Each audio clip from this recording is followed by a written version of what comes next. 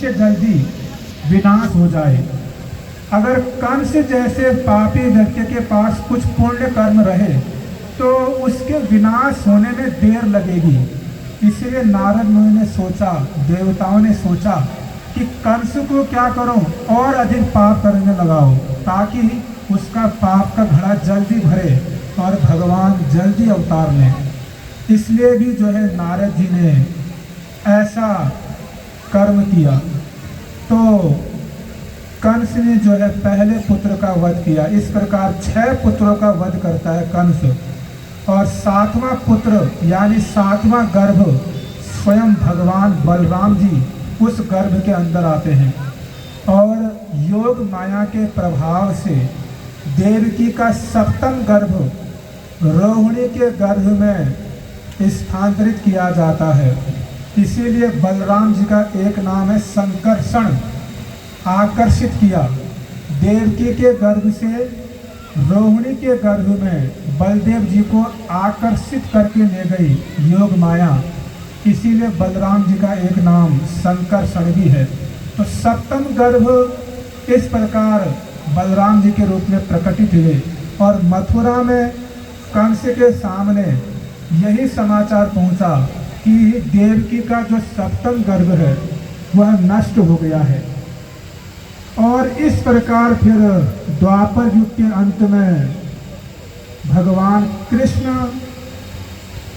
भाद्र मास के कृष्ण पक्ष की अष्टमी तिथि और बुधवार का दिन रोहिणी नक्षत्र और रात्रि के 12 बजे स्वयं भगवान कृष्ण मथुरा के कारागार में देवकी और वसुदेव के समक्ष चतुर्भुज रूप में प्रकट होते हैं और देवकी और वसुदेव को भगवान कृष्ण कहते हैं कि मैं तुम्हारे पूर्व जन्म के वरदान को पूर्ण करना चाहता हूँ। देवकी और वसुदेव पूर्व जन्म में कौन थे? मनु और शत्रुपा के रूप में उन्होंने भगवान की तपस्या किया था और इस प्रकार उन्होंने भगवान से वरदान मांगा कि हमें आप जैसा ही पुत्र चाहिए। तो भगवान ने विचार किया कि मेरा जैसा तो दूसरा कोई है ही नहीं, इसीलिए स्वयं भगवान देवकी और वसुदेव के गर्भ से अवतार लेते हैं, उनका पुत्र बनते हैं, क्योंकि वही मनु और शत्रुपा इस जन्म में देवकी और वसुदेव के रूप में जन्म लेते हैं और भगवान कृष्ण उनको याद दिलाते हैं। और फिर वही चतुर्भुज कृष्ण छोटे से बालक के रूप में देवकी के गर्भ में प्रवेश करते हैं और इस प्रकार प्रकट होते हैं ठीक रात्रि के 12 बजे। और उस समय घनघोर वर्षा होती है और अंधेरी रात है, घनघोर अंधेरी रात। तो यहाँ पर एक विचार ध्यान देना होगा।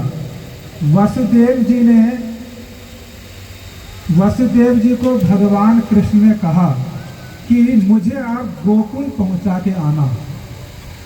तो उस समय वसुदेव जी ने भगवान कृष्ण से ये नहीं कहा कि नहीं नहीं मैं तो सत्यवादी हूँ, मैंने कंस को वचन दे रखा है कि अपनी सारी संतानें आपको लाकर दूंगा, इसीलिए मैं आपको गोकुल नहीं पहुंचाऊंगा, मैं आपको कंस के पास पहुंचाऊंगा। ऐसा नहीं कहा वसुदेव जी ने। भगवान की प्रसन्नता के लिए अपने वचन की तिलांजलि दे दी, अपने सत्यवादी होने का जो गुण था उसको भी उन्होंने तिलांजलि दे दी भगवान कृष्ण की सेवा के लिए, भगवान कृष्ण की प्रसन्नता के लिए।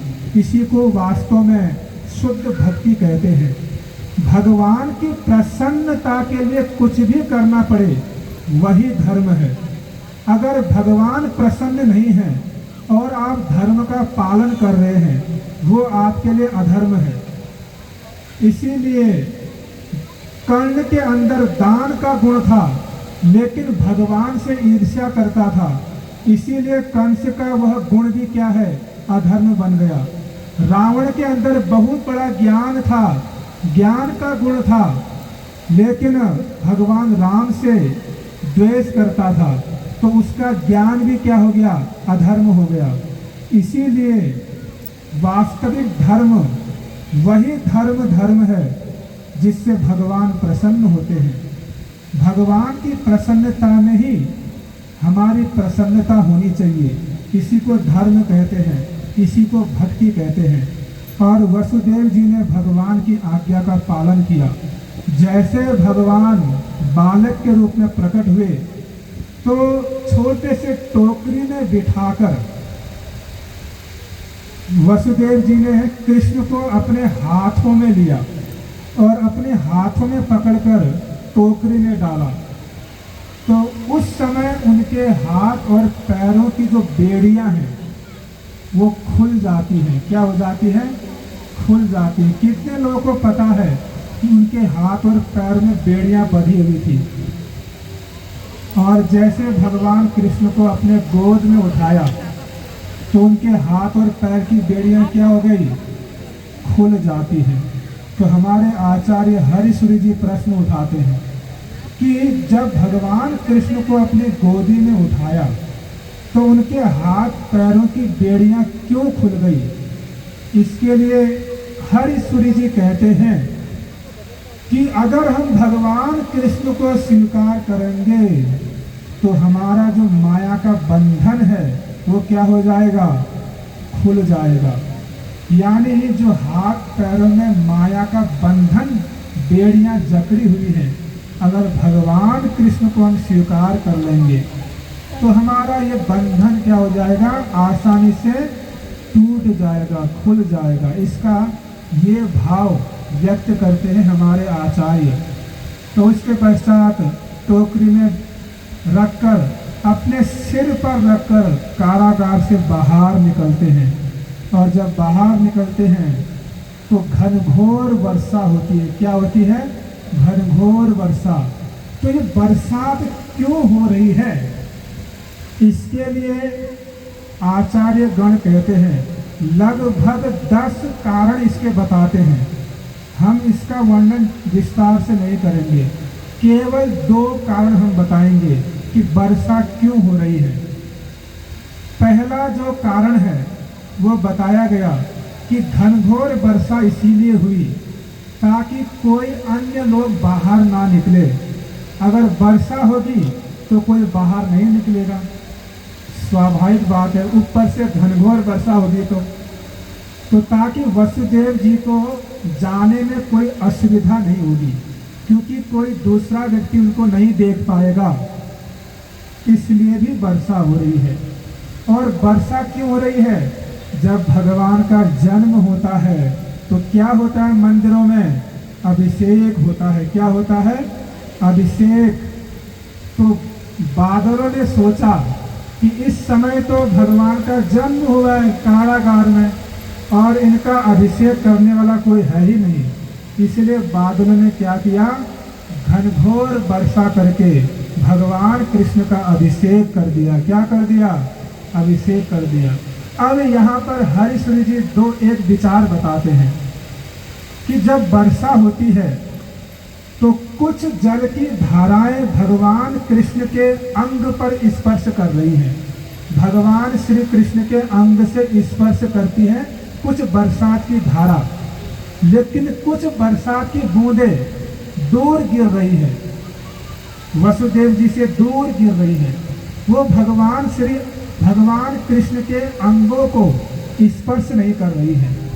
तो यहाँ पर इसका भाव बताते हैं। क्या भाव है? कि जो वर्षा भगवान कृष्ण के अंगों को स्पर्श कर रही है वो तो चरणानृत्य बन जाता है। क्या बन जाता है? क्या बन जाता है? जोर से बोलिए। चरणानृत्य।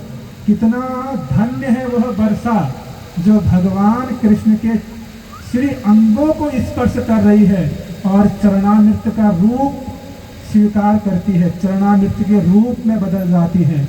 लेकिन जो वर्षा भगवान से दूर बरस रही है वो कीचड़ बन जाती है। क्या बन जाती है? कीचड़। तो हरिसूरी जी कहते हैं कि अगर जो व्यक्ति भगवान से दूर है वह कीचड़ के समान ही है, यानी असुरों के समान।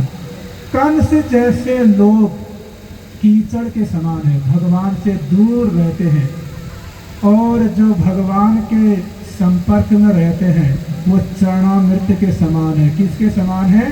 चरणामृत। तो आप लोग चरणामृत बनना चाहते हो कि कीचड़ बनना चाहते हो? क्या बनना चाहते हैं? कुछ तो बोलिए। मैं पत्थरों को यहाँ पर ज्ञान नहीं दे रहा हूँ, इंसानों को ही बोल रहा हूँ। जोर से बोलिए, क्या बनना चाहते हैं?